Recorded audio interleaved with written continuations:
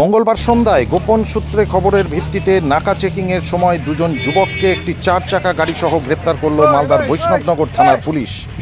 কালিয়াচক থানার অন্তর্গত সুলতানগঞ্জের আমবাগান থেকে 2 যুবককে গ্রেপ্তার করা হয়। ধৃত 2 যুবকের নাম ধর্মেশ্বর রায়, বয়স 34 বছর এবং অপরজন অঞ্জন কালিতা, বয়স 22 বছর। ধৃত 2 জনের মধ্যে ধর্মেশ্বর রায়ের নামে 17টি আর্থিক প্রতারণা মামলা রয়েছে, এমনটাই জানা গিয়েছে পুলিশ সূত্রে। ধৃত 2 জনের বাড়ি আসামের কামরূপ গ্রামীণ এলাকায়।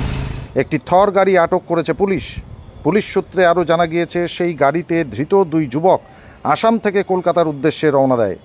আসাম পুলিশের খবরের ভিত্তিতে মালদার বৈষ্ণবনগর থানার পুলিশ নাকা চেকিংয়ের সময় সন্দেহভাজন গাড়িকে আটক করতে গেলে গাড়িটি ঘুরে মালদার দিকে পালানোর চেষ্টা করে। সেই সময় পুলিশ গাড়িটিকে ধাওয়া করে কালিয়াচক থানার সুলতানগঞ্জ এলাকার আমবাগানে গাড়িটিকে ধরে ফেলে। গাড়ি ছেড়ে পালানোর সময় 2 যুবককে গ্রেপ্তার করে পুলিশ।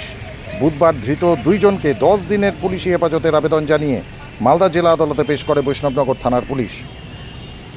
মঙ্গলবার সন্ধ্যায় গোপন সূত্রে খবরের ভিত্তিতে নাকা চেকিংয়ের সময় 2 যুবককে একটি 4 চাকা গাড়িসহ গ্রেপ্তার করল মালদার বৈষ্ণবনগর থানার পুলিশ।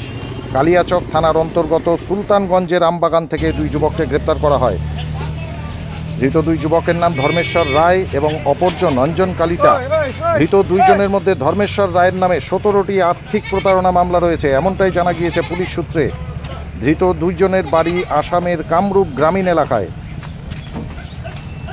ধৃত 2 যুবক আসাম থেকে কলকাতার উদ্দেশ্যে রওনা দেয়। আসাম পুলিশের খবরের ভিত্তিতে মালদার বৈষ্ণবনগর থানার পুলিশ নাকা চেকিংয়ের সময় সন্দেহভাজন গাড়িকে আটক করে গাড়িটি ঘুরে মালদার দিকে পালানোর চেষ্টা করে। সেই সময় পুলিশ গাড়িটিকে ধাওয়া করে কালিয়াচক থানার সুলতানগঞ্জ এলাকার আমবাগানে গাড়িটিকে ধরে ফেলে।